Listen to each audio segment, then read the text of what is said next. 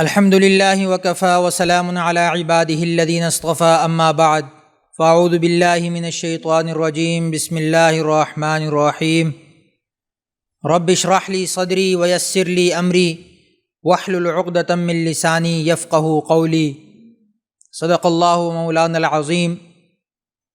محترم ناظرین کرام، السلام علیکم ورحمۃ اللہ وبرکاتہ۔ الحمدللہ آج رمضان المبارک کا 14واں روزہ ہے اور پیام قرآن کے حوالے سے 16ویں اور 17ویں پارے کی سورتوں کے مضامین کا خلاصہ ذکر کیا جائے گا۔ سورہ مریم 16ویں پارے میں ہے، جیسا کہ اس کے نام سے ظاہر ہے کہ اس سورت میں حضرت مریم علیہ السلام کے واقعے کا بیان ہے۔ یہ سورت اس لحاظ سے بھی مشہور ہے کہ جب ہجرت حبشہ کے موقع پر مکہ سے مسلمان ہجرت کر کے حبشہ میں گئے اور ان کے پیچھے کفار مکہ ان کو واپس لینے کے لیے ان کے پیچھے پیچھے آئے، تو مسلمان اس وقت حبشہ کے بادشاہ نجاشی کے دربار میں تھے۔ تو جب کفار مکہ نے نجاشی سے کہا کہ یہ ہمارے لوگ ہیں، ان کو واپس کر دیا جائے، تو نجاشی نے مسلمانوں کے وفد سے کسی ایک شخص کو اپنا موقف بیان کرنے کو کہا کہ تم جو یہاں آئے ہو تمہارا مقصد کیا ہے اور یہ لوگ تمہیں واپس لینے کیوں آئے ہیں۔ اس پر مسلمانوں کی طرف سے ایک جلیل القدر صحابی حضرت جعفر طیار رضی اللہ تعالی عنہ نے کھڑے ہو کر اپنا موقف پیش کیا اور شروع میں اسی سورہ مریم کی تلاوت فرمائی، جس کے شروع میں حضرت عیسیٰ علیہ السلام اور حضرت یحییٰ علیہ السلام کے واقعات ذکر ہیں۔ تو روایات میں آتا ہے کہ یہ سن کر حبشہ کا جو بادشاہ نجاشی تھا اس کا دل موم ہوا، وہ رونے لگا اور کہنے لگا کہ واللہ یہ وہی کلام ہے جو ہمارے نبی عیسیٰ پر اور ان سے پیش رو حضرت یحییٰ علیہ السلام وغیرہ پر اترا تھا۔ اور یہ سن کر اس نے کہا کہ تم لوگ سچے ہو، اور کفار سے کہا کہ میں ان کو واپس نہیں کروں گا۔ تو اس اعتبار سے یہ سورت مشہور ہے۔ اور جیسا کہ ذکر کیا کہ اس کی ابتدا میں حضرت یحییٰ علیہ السلام کا واقعہ ذکر ہے، حضرت زکریا علیہ السلام جو ان کے والد تھے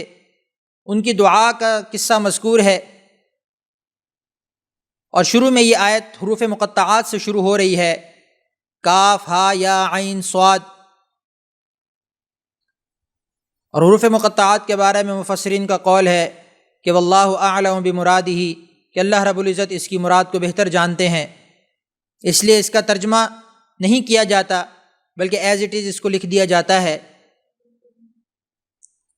لیکن اس کے علاوہ کچھ حضرات نے اس کی مختلف حکمتیں بیان کی ہیں۔ بہرحال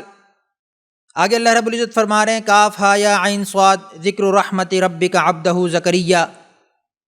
کہ ہم نے اپنے بندے زکریا پر جو رحمت نازل کی، جو اس پر فضل اور احسان فرمایا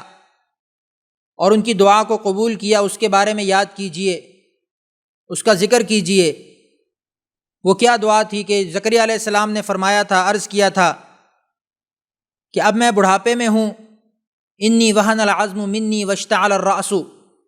کہ میری ہڈیاں چٹکنے لگی ہیں اور میرے سر کے بال سفید ہو گئے ہیں اور مجھے کوئی اولاد نہیں ہے۔ تو اللہ رب العزت نے بڑھاپے میں آپ کو حضرت یحییٰ علیہ السلام کی صورت میں اولاد سے نوازا اور ان کو بھی نبوت سے سرفراز فرمایا، یرثنی و یرث من آل یعقوب، کہ نبوت میں ان کی پھر آگے وراثت چلی، آل یعقوب سے پھر آگے نبوت چلی، تو اس کے بارے میں یہاں سارا تذکرہ ہے۔ اور اس کے بعد آگے جا کر حضرت عیسیٰ علیہ السلام کی ولادت کا بھی تذکرہ ہے، اور حضرت مریم علیہ السلام کا تذکرہ ہوا کہ وَاذْكُرْ فِي الْكِتَابِ مریم، کہ اپنی کتاب میں مریم علیہ السلام کا تذکرہ کیجیے، اذ انتبذت من اہلہا مکانا شرقیہ، کہ جب وہ لوگوں سے الگ ہو کر ایک الگ مکان میں چلی گئیں، اور پھر وہاں پر عیسیٰ علیہ السلام کی ولادت ہوئی، اور عیسیٰ علیہ السلام کی ولادت اللہ کا معجزہ تھی کہ اللہ تعالیٰ نے بغیر باپ کے اپنے حکم سے عیسیٰ علیہ السلام کو پیدا فرمایا۔ قرآن میں ایک اور جگہ ارشاد ہے، ان مثل عیسیٰ عند اللہ کمثل آدم، کہ اللہ کے نزدیک عیسیٰ علیہ السلام آدم علیہ السلام کے برابر ہیں، ان کی مثل ہیں کہ جیسے آدم علیہ السلام کو اللہ رب العزت نے محض اپنی قدرت اور حکم سے بغیر کسی والدین کے پیدا فرمایا، ایسے ہی عیسیٰ علیہ السلام کو بغیر والد کے پیدا فرمایا۔ اور پھر انہوں نے پیدا ہو کر کیا کہا، انما انا رسول ربک لاہب لک غلاما زکیہ، یعنی کہ پیدائش کے فوراً بعد ہی آپ نے نبوت کی گواہی دی، اور اس کے بعد اللہ رب العزت نے اس صورت میں آگے دیگر انبیاء علیہ السلام کا تذکرہ فرمایا، اور وہاں پر یہ ارشاد فرمایا کہ سارے کے سارے نبی سچے تھے، یہ سارے کے سارے نبی اللہ رب العزت کی طرف سے بھیجے ہوئے تھے، اور یہی وہ نبی ہیں کہ جن کی صداقت کی، امانت کی گواہی اللہ رب العزت نے قرآن پاک میں دی ہے، اور وہیں پر ان کی ساری تفصیل بیان ہوئی ہے کہ کس طریقے سے اللہ رب العزت نے ان کو نبوت عطا فرمائی، اور یہ صداقت کی، امانت کی یہ صفات ان کے اندر رکھیں، اور انہیں اپنی قوم کی طرف بھیجا۔ اس کے علاوہ اس صورت کے اندر اللہ رب العزت نے وراثت کے احکامات کو ذکر فرمایا کہ جس طرح اولاد کی وارث، مال کی وارث اولاد بنتی ہے، ایسے ہی دین کی حفاظت کی بھی وراثت ہونی چاہیے، کہ جیسے انسان اپنا مال چھوڑ کر جاتا ہے تو اس کے پیچھے اس کے والی وارث ہوتے ہیں، اس کی اولاد، اس کے عزیز و اقربا، ماں باپ، بہن بھائی، بیوی، بچے، یہ سارے اس کی اولاد کی وراثت، اس کے مال کی وراثت کی حفاظت کرتے ہیں، اس کے مال کے دیکھ بھال کرتے ہیں۔ تو ایسے ہی دین کی وراثت بھی جاری ہونی چاہیے، دین کی دیکھ بھال کے لیے بھی پیچھے اولاد کو یا اپنے شاگردوں کو، اپنے طلباء کو چھوڑ کر جانا چاہیے تاکہ وہ دین کو آگے پھیلائیں۔ اس صورت کے اندر اس بات کی بھی وضاحت کی گئی ہے، اور اسی طرح اس صورت کے اندر مزید حضرت مریم علیہ السلام کے بارے میں جو عیسائیوں کے شکوک و شبہات تھے ان کو بھی دور کیا گیا، اور اسی طرح اللہ رب العزت نے آگے یہ کہا کہ اولاد کی ضرورت انسان کے لیے بہت ضروری ہے، انسان کو اولاد کی ضرورت ہر وقت رہتی ہے، لیکن اس کے ساتھ ساتھ یہ بھی فرمایا کہ اللہ اس قسم کی اور دیگر ہر قسم کی ضروریات سے پاک ہے، اور کوئی بھی ایسی ذات نہیں ہو سکتی جو اللہ کے لیے کوئی اولاد ثابت کر سکے۔ اللہ کے لیے اولاد کو ثابت کرنا بہت بڑا گناہ ہے۔ اللہ کے لیے اولاد کو بنانا، جیسا کہ عیسائیوں نے عیسیٰ علیہ السلام کو اللہ کا بیٹا بنایا، یہودیوں نے عزیر علیہ السلام کو اللہ کا بیٹا بنایا، یہ بہت بڑا گناہ ہے، شرک ہے۔ اور شرک کے لیے اللہ رب العزت نے وعید نازل فرمائی کہ زمین تو پھٹ سکتی ہے، آسمان جو ہے وہ ریزہ ریزہ ہو سکتا ہے، اور پہاڑ ریزہ ریزہ ہو سکتے ہیں، لیکن شرک کرنے والا جو ہے وہ نہیں بچ سکتا۔ شرک کا گناہ اس قدر شدید ہے۔ اور پھر اس صورت میں مزید بتایا کہ صالحین پر اللہ کی رحمت اور مدد کیسے آتی ہے، کہ جو نیک لوگ ہیں، جو نیکی کا کام کرتے ہیں، جو اپنے اعمال کو درست کرتے ہیں، اپنی دنیا کی زندگی کو اللہ کے دین کے مطابق گزارتے ہیں، ان پر اللہ کی مدد کیسے آتی ہے؟ وہ اللہ کی مدد کے بالکل پہلے حقدار ہیں کہ دنیا کے اندر بھی ان کی مدد کی جائے اور آخرت میں بھی ان کے لیے بہترین اجر ہے۔ اسی طرح آگے جا کر نافرمان امتوں کا تذکرہ ہوا اس صورت کے اندر کہ باقی امتیں جنہوں نے اپنے نبی کی بات کو نہیں مانا، اگرچہ ان کے نبی سچے تھے۔ یوسف علیہ السلام کا ذکر ہوا، ادریس علیہ السلام کا ذکر ہوا، ابراہیم علیہ السلام کا ذکر ہوا کہ ان تمام انبیاء کی امتیں جو تھیں ان میں سے اکثر نے ان کی نافرمانی کی، اور پھر ان کا بدلہ اللہ رب العزت نے دنیا میں ہی ان کو دیا۔ اور اس کے مقابلے میں جیسے کہ قرآنی اسلوب ہے کہ جہاں پر نافرمانوں کا تذکرہ ہوتا ہے وہاں پر اللہ رب العزت کی طرف سے مومنین کا تذکرہ ہوتا ہے، تاکہ مومنین کو نہ صرف منکرین کے واقعات سے عبرت حاصل کی دلائی جا سکے، بلکہ ان کو خوشخبری بھی دی جا سکے کہ وہ اگر اسی راستے پر چلتے رہیں گے، ایمان کے راستے پر چلتے رہیں گے، تو ان کے لیے پھر کیا خوشخبری ہے۔ اور پھر اللہ رب العزت نے آگے اپنا قدرت اور اختیار کو بیان فرمایا کہ ہر چیز اللہ کی قدرت میں ہے، اللہ کے اختیار میں ہے، اور جس ذات کے اختیار میں سب کچھ ہو، جس ذات کے قبضہ قدرت میں ہر چیز ہو، تو عبادت بھی اسی کو لائق ہے، عبادت بھی اسی کو جچتی ہے۔ تو اس لیے اللہ رب العزت نے فرمایا کہ یہ بت جو ہیں یہ تمہارا کچھ نہیں بگاڑ سکتے، اور نہ ہی تمہارا کچھ سنوار سکتے ہیں، تمہارے کسی کام نہیں آ سکتے۔ تو میں جو ایک ذات تمہاری پوری نظام کو چلانے والا ہوں، پوری کائنات کو چلانے والا ہوں، تو تم پر لازم ہے کہ تم عبادت بھی میری کرو اور میرے ساتھ کسی کو شریک نہ ٹھہراؤ۔ اور پھر آگے جا کر مشرکین کے جھوٹے الزامات کا ذکر کیا کہ جو آپ علیہ الصلوۃ والسلام پر الزامات لگایا کرتے تھے مختلف قسم کے، تو اللہ رب العزت نے قرآن میں ان کا جواب دیا اور کہا کہ ایسا ہرگز نہیں ہو سکتا۔ محمد صلی اللہ علیہ وسلم نہ تو جادوگر ہیں، محمد صلی اللہ علیہ وسلم نہ تو ایسا ہے کہ ان کا نبوت کا دعویٰ غلط ہے، بلکہ وہ اپنے دعوے میں سچے ہیں، وہ اللہ کے پیغمبر ہیں، ان پر فرشتے آتے ہیں، وہی لے کر آتے ہیں، اور یہ جو قرآن سناتے ہیں یہ اللہ کا کلام ہے، اپنی طرف سے نہیں سناتے۔ تو اس اعتبار سے بھی مشرکین کو جواب دیا گیا۔ اور اس صورت سے ہمیں جو اسباق سیکھنے کو ملتے ہیں وہ یہ کہ نظر ہمیشہ اللہ کی ماننی چاہیے، اللہ کے نام کی کوئی بھی چیز ہو، عبادت جو بھی ہو، اللہ کے راستے میں کوئی بھی مال خرچ کرنا ہو، اللہ کے راستے میں کوئی بھی چیز قربان کرنی ہو، تو اس کی نیت اور اس کا نام صرف اللہ کے نام کے ساتھ جوڑا جائے۔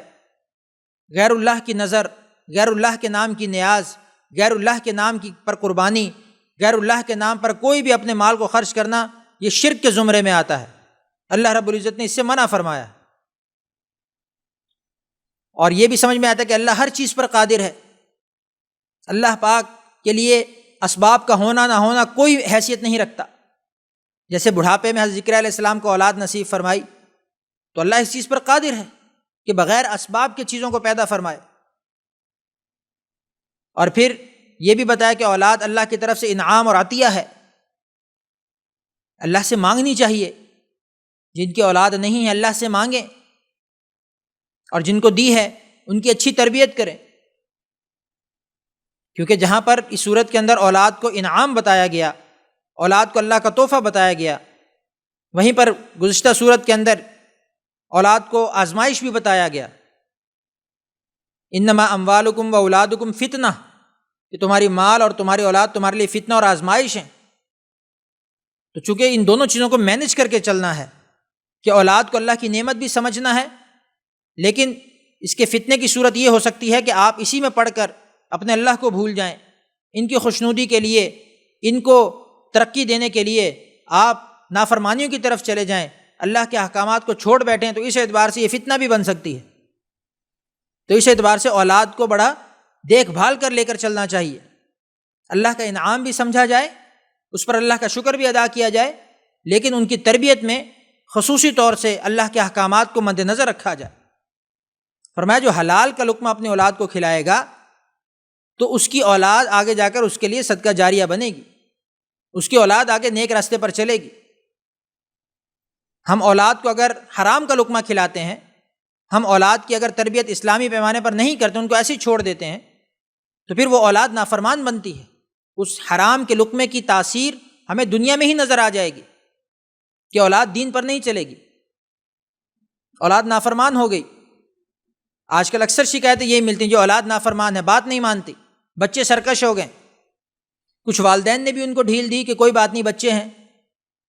اور جیسے جیسے دور آگے بڑھتا جا رہا ہے تو والدین نرم ہوتے جا رہے ہیں، بچے حاوی ہوتے جا رہے ہیں، اور یہ قرب قیامت کی نشانی ہے کہ جس میں حدیث جبرائیل کے اندر نبی کریم صلی اللہ علیہ وسلم کا جو ارشاد ہے کہ جبرائیل علیہ السلام نے کیا کہا کہ باندیاں اپنے آقاؤں کو جنم دیں گی، یعنی کہ اولاد پیدا ہو کر ماں باپ کے لیے آقا اور سردار بن جائے گی، ان پر حکم چلائے گی۔ اور آج اگر ہمیں اپنے آس پاس ایسا ہی کچھ نظر آتا ہے تو یہ اسی حدیث کی تصدیق ہو رہی ہے کہ قیامت کے قریب اس طرح کی نافرمان اولاد پیدا ہوگی۔ تو اولاد کی تربیت کے حوالے سے ہمیں قرآنی تعلیمات سے سیکھنا چاہیے کہ اللہ رب العزت نے اولاد کی تربیت کے حوالے سے کیا ذکر کیا ہے۔ اور پھر اسی طرح زکریا علیہ السلام کے واقعے سے ہمیں یہ بھی پتہ چلتا ہے کہ اللہ کے ذکر کی کیا فضیلت ہے۔ ہر وقت اٹھتے بیٹھتے اللہ رب العزت کا ذکر کرنا چاہیے۔ اللہ کے ذکر کے بہت بڑے فضائل قرآن و حدیث میں مذکور ہوئے ہیں،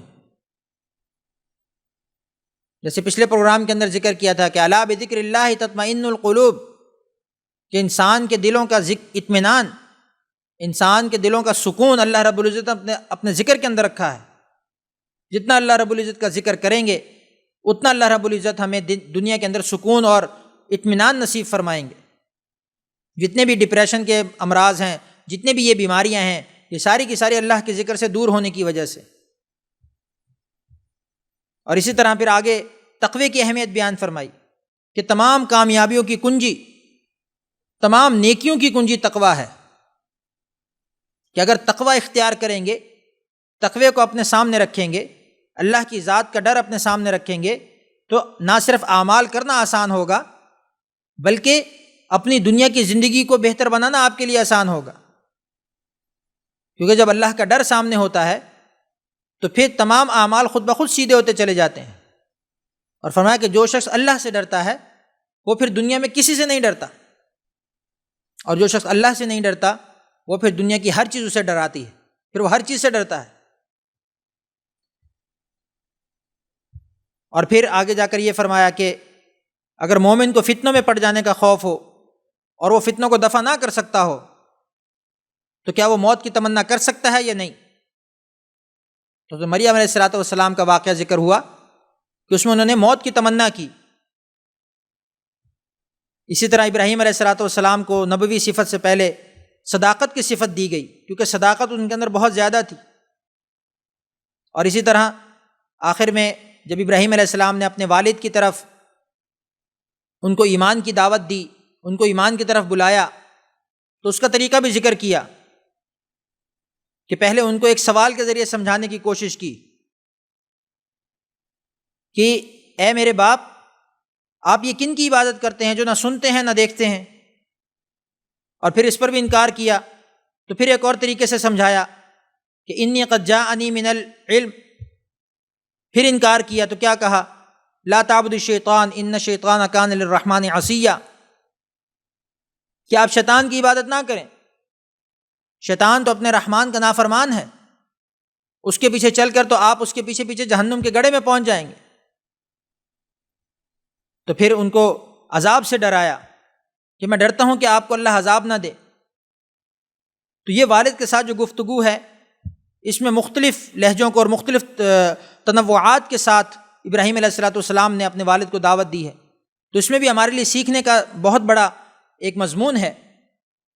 کہ دعوت کے لیے جو دعوت کا کام کرتے ہیں ان لوگوں کے لیے ایک تعلیم ہے کہ کس طریقے سے ہم نے اپنے دعوتی نظام کو لے کر چلنا ہے، اپنے مخاطب کو آپ نے دعوت دینی ہے تو کس اسلوب پر دینی ہے، اس کے سٹیٹس کو سمجھ کر،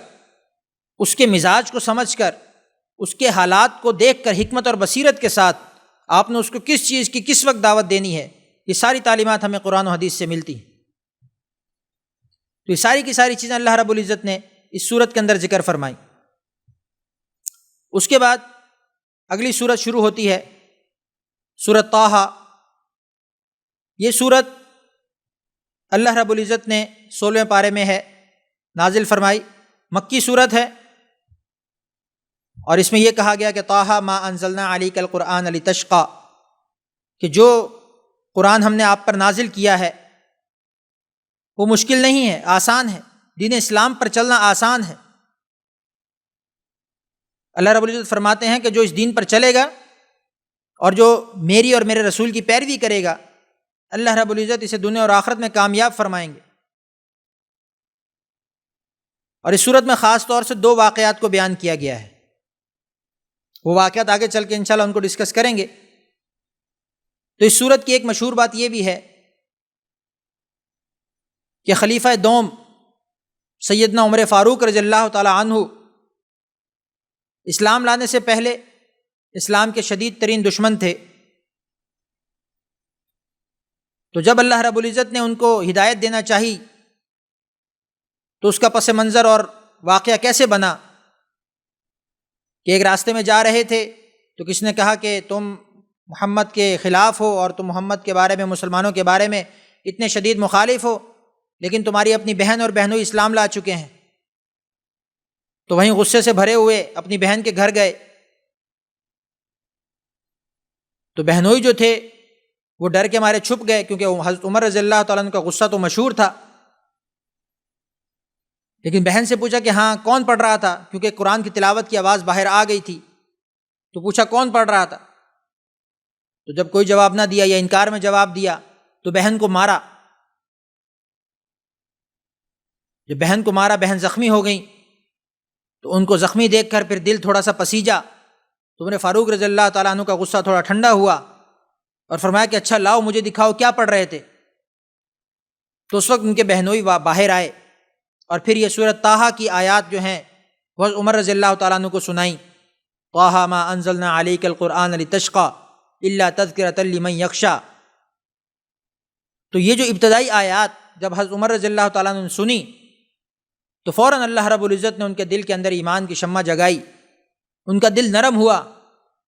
اور اللہ نے ہدایت دی، اور اسی وقت کہا کہ مجھے لے کر چلو اپنے نبی کے پاس، یہ جو کلام ہے یہ واقعتاً اللہ کا کلام ہے۔ اور پھر اس کے بعد حضرت عمر رضی اللہ تعالیٰ عنہ آپ علیہ الصلوۃ والسلام کی بارگاہ میں تشریف لائے، اسلام قبول کیا، اور اس کے بعد کے واقعات مشہور ہیں کہ پھر وہی سختی اور وہی غصہ جو پہلے مسلمانوں کے خلاف استعمال ہوتا تھا، اسلام لانے کے بعد جب وہ مسلمانوں کے حق میں استعمال ہونے لگا تو پھر کیا نتیجہ نکلا کہ پھر حضرت عمر رضی اللہ تعالی عنہ گھر سے نکلتے ہیں اور کہتے ہیں، کیونکہ اس سے پہلے مسلمان چھپ کر عبادت کیا کرتے تھے، مسلمان کمزور تھے، تھوڑی تعداد میں تھے، ضعف میں تھے، تو چھپ کر عبادت کرتے تھے، کیونکہ کھلم کھلا عبادت کرنے سے کفار کی طرف سے اذیت دینے کا خطرہ ہوتا تھا۔ کفار تشدد کیا کرتے تھے غریب مسلمانوں پر جو عبادت کے لیے جاتے تھے، بیت اللہ میں جاتے تھے۔ لیکن جب حضرت عمر ایمان لے آئے رضی اللہ تعالیٰ عنہ تو پھر حضرت عمر نے کیا اعلان کیا کہ میں اسلام لے آیا ہوں، اب جو شخص اپنے بچوں کو یتیم کرنا چاہتا ہو، اپنی بیوی کو بیوہ کرنا چاہتا ہو، وہ آ کے میرا راستہ روک کر دکھائے کہ آج سے ہم کھلم کھلا عبادت کریں گے، خانہ کعبہ میں عبادت کریں گے، اپنے دین کے اوپر چلنے کی جو بھی ہماری ترتیب ہے اس کے مطابق اپنی زندگی کو گزاریں گے، کوئی روکنے والا ہے تو روک کر دکھائے۔ تو حضرت عمر رضی اللہ تعالیٰ عنہ کا دبدبہ اتنا تھا کہ اس وقت کوئی بھی کافر پھر ان کے سامنے نہیں آیا۔ تو یہ صورت حضرت عمر رضی اللہ تعالیٰ عنہ کے واقع ایمان لانے سے متصل ہے۔ اور پھر اس صورت کے اندر جو 2 قصے ذکر ہوئے، ایک تو موسیٰ علیہ السلام کا قصہ کہ جس میں موسیٰ علیہ السلام نے جب اپنے ایمان کی دعوت دی، اپنے دین کی دعوت دی، تو کچھ جادوگر تھے جو فرعون کی طرف سے تھے وہ سامنے آئے، کیونکہ اللہ رب العزت نے موسیٰ علیہ السلام کو معجزہ دیا تھا کہ ان کے ہاتھ میں جو چھڑی ہے آپ اپنی چھڑی کو ڈالیے۔ موسیٰ علیہ السلام کو یہ کہا گیا کہ آپ اپنی چھڑی کو ڈالیے، تو یہ ڈالی تو وہ اژدہا بن گیا اور وہ آس پاس کی چیزوں کو نگلنے لگا۔ تو جب جادوگروں نے یہ دیکھا تو انہوں نے بھی اپنے اپنے جو جادو کے سامان تھے وہ ڈالے، کیونکہ فرعون نے ان کو موسیٰ علیہ السلام کے مقابلے میں کھڑا کیا تھا کہ یہ ایک جادوگر ہے، اس کے مقابلے میں جادوگروں کی فوج لے کر آتا ہوں، پھر دیکھتے ہیں کون جیتتا ہے۔ تو جب جادوگروں نے اپنا ساز و سامان ڈالا تو موسیٰ علیہ السلام کے اژدہے نے ان سب کو نگل لیا اور سب کچھ ختم کر دیا۔ تو اس پر ان جادوگروں کو لگا، کیونکہ وہ اہل فن تھے، ان کو لگا کہ یہ جادو نہیں ہے، یہ کوئی اللہ کی طرف سے ہی کوئی نشانی ہے، جس پر وہ سب سجدے میں گرے اور موسیٰ علیہ السلام پر ایمان لے آئے۔ اور پھر اس کے بعد فرعون اتنا سیخ پا ہوا اور کہا کہ میں تمہیں پھانسی دے دوں گا، میں تمہیں لٹکا دوں گا، لیکن وہ ایمان پر اتنے پختہ تھے، انہوں نے کہا کہ اب تو جو مرضی کر، ہم اپنے ایمان سے ہٹنے والے نہیں ہیں۔ ایک یہ واقعہ، اور دوسرا واقعہ آدم علیہ السلام کا واقعہ ذکر کیا کہ اللہ تعالیٰ کے نازل کردہ جو منہج ہے اسی کو اختیار کرنے سے نجات ملے گی۔ اللہ پاک نے جو فرما دیا کہ یہ حق کا راستہ ہے، یہ باطل کا راستہ ہے، تو حق کے راستے پر چلو گے تو اللہ پاک کامیاب فرمائیں گے، اور اس کے ہٹ کے راستے پر چلو گے، اس سے ہٹ کر چلو گے تو اللہ پاک ناکام فرمائیں گے۔ تو یہ شروع میں ہی یہ راستے متعین ہو گئے کہ جب شیطان کو مہلت ملی اور شیطان کو یہ کہا گیا کہ ٹھیک ہے تو قیامت تک کے لیے آزاد ہے اور تو جو چاہتا ہے وہ کرے گا، لیکن میں اپنے بندوں کو بھی اپنی طرف بلاتا رہوں گا، تو وہاں سے بھی ہمیں یہ راستہ پتہ چلا کہ جو اللہ کی ذات کی طرف چلے گا، جو اللہ کے راستے پر رہے گا اور شیطان کو دور کرتا رہے گا، شیطان سے اپنے آپ کو دور رکھے گا، استغفار کرتا رہے گا، شیطان سے استعاذہ مانگتا رہے گا اللہ کی ذات کے ہاں، تو پھر اللہ رب العزت اس کو جنت کے راستے پر لے جائیں گے۔ اور پھر آگے جا کر کہا کہ اللہ رب العزت انبیاء کی مدد اور ان کی نگرانی کیسے کرتے ہیں، کہ اللہ رب العزت براہ راست اپنے انبیاء کی تربیت فرماتے ہیں۔ نبی جو بھی کہتا ہے اللہ کے حکم سے کہتا ہے، اور اللہ رب العزت اس کی نگرانی اور اس کی مدد فرماتے ہیں۔ جہاں پر اس کو مدد کی ضرورت ہو اللہ مدد فرماتے ہیں، جہاں معجزے کی ضرورت ہو اللہ پاک معجزہ عطا فرماتے ہیں، اور تکلیف کے موقعوں پر اللہ تعالیٰ اپنا ساتھ دیتے ہیں۔ اسی طرح اس صورت کے اندر حضرت موسیٰ علیہ السلام کا طور پر اللہ تعالیٰ سے ملاقات کا واقعہ بھی مذکور ہے کہ وادی مقدس میں اللہ تعالیٰ سے کیسے بات کی، اور پھر اسی طرح موسیٰ علیہ السلام کا معجزات کی جیسے ذکر ہوا، اور پھر یہیں پر اللہ رب العزت نے ان کو کہا کہ تم فرعون کے پاس جاؤ اور اس سے نرم بات کرنا، اس کو دعوت دو۔ اور اسی طرح نبوت سے پہلے اللہ رب العزت نے جو بھی احسانات فرمائے موسیٰ علیہ السلام پر، ان کا تذکرہ ہے۔ ہارون علیہ السلام کو ان کا بھائی بنایا، ان کا تذکرہ ہے۔ اور اسی طرح فرعون، اس کا پورا واقعہ ذکر ہے کہ جب جادوگروں کے واقعے کے بعد بھی اس نے اپنی روش کو نہیں بدلا اور اسی طرح اپنے ظلم و ستم پر چلتا رہا، تو اللہ رب العزت کی طرف سے پھر عذاب آیا اور اس کو دریا کے اندر غرق کیا۔ اور غرق ہونے سے پہلے اب وہ کہتا ہے کہ انی آمنت بربک موسیٰ و ہارون، کہ میں تمہارے رب پر یعنی کہ موسیٰ علیہ السلام اور ہارون علیہ السلام کے رب پر ایمان لاتا ہوں۔ تو اس پر اللہ رب العزت نے فرمایا کہ اب تیری توبہ قبول نہیں۔ وَلَيْسَتِ التَّوْبَةُ عَلَى الَّذِينَ يَعْمَلُونَ السُّوءَ، کہ ان لوگوں کی توبہ قبول نہیں کی جائے گی کہ جو مرتے وقت اپنی توبہ کو ظاہر کریں، جو مرتے وقت اپنی توبہ کریں کہ اب ہم دیکھ چکے ہیں، اب ہماری موت کا وقت قریب ہے، اب ہم توبہ کرتے ہیں، تو اللہ نے فرمایا اس وقت کی توبہ قبول نہیں ہے۔ اور پھر اسی طرح بنی اسرائیل پر اللہ کے احسانات کا تذکرہ ہوا کہ اللہ تعالیٰ نے من و سلوہ کھلایا، کتنی قسم کے عذابات سے ان کو بچایا اور کس طرح کی نعمتیں ان پر نازل فرمائیں، تو اس کے بعد بھی اگر وہ نافرمانی کرتے ہیں تو پھر اللہ کا عذاب آتا ہے۔ پھر وہ جو سامری کا بنی اسرائیل کو گمراہ کرنا، اس کا واقعہ ذکر ہوا۔ موسیٰ علیہ السلام کا پھر جو غصہ اور اپنی قوم پر تھا وہ اللہ رب العزت نے ان پر نازل فرمایا، اور پھر گزری امتوں کا بیان فرمایا کہ پہلے جو امتیں گزری ہیں ان پر اللہ رب العزت نے اپنی کون کون سی قدرتیں اور نعمتیں بیان فرمائی تھیں، لیکن اس کے باوجود جب انہوں نے اللہ کے بیان کردہ رستے سے اپنے آپ کو ہٹا لیا اور اپنی قدرت اور اپنی طاقت پر گھمنڈ کرنے لگے، تو اللہ رب العزت نے اپنے ضابطے کو جاری فرمایا۔ یہ وہی ضابطہ ہے جو بارہا قرآن میں ذکر ہے کہ جو اللہ اور اس کے رسول کے بتائے گئے رستے پر چلے گا، پھر وہ دنیاوی اعتبار سے کسی سٹیٹس پر ہی کیوں نہ ہو، اللہ رب العزت اس کو کامیاب فرمائیں گے، پھر چاہے وہ غلام ہو چاہے وہ بادشاہ ہو، اس سے اللہ کو کوئی فرق نہیں پڑتا۔ اور اسی طرح اللہ رب العزت اپنے ضابطے کو جاری فرماتے ہیں کہ جو اللہ اور اس کے رسول کی بتائی گئی تعلیمات کے اوپر اپنی زندگی کو گزارے گا، اللہ پاک اس کو کامیاب فرمائیں گے، اور جو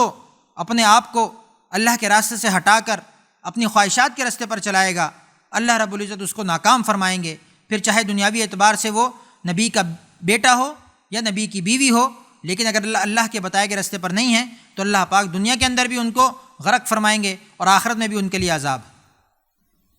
تو ان صورتوں کے مضامین سے ہمیں یہ سبق سیکھنے کو ملا کہ ہم ہر دم اللہ رب العزت کا استحضار اور تقوی اپنے سامنے رکھیں، اور بالخصوص اس ماہ مبارک میں، اس رمضان المبارک میں جو تقوی کا مہینہ ہے، جو صبر کا مہینہ ہے، جو اللہ کی طرف سے انعامات کا مہینہ ہے، جو رحمت اور مغفرت کا مہینہ ہے، اس کے اندر ہم اپنے آپ کو زیادہ سے زیادہ اللہ کے ساتھ جوڑنے کی کوشش کریں، قرب الہی کو حاصل کرنے کی کوشش کریں۔ رب کریم سے دعا ہے کہ اللہ رب العزت رمضان الکریم کے تمام مقاصد کو اعلیٰ پیمانے پر حاصل کرنے کی توفیق عطا فرمائے۔ وآخر دعوانا ان الحمد للہ رب العالمین۔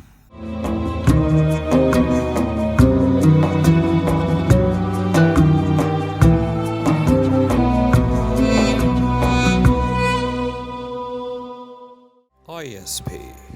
Munch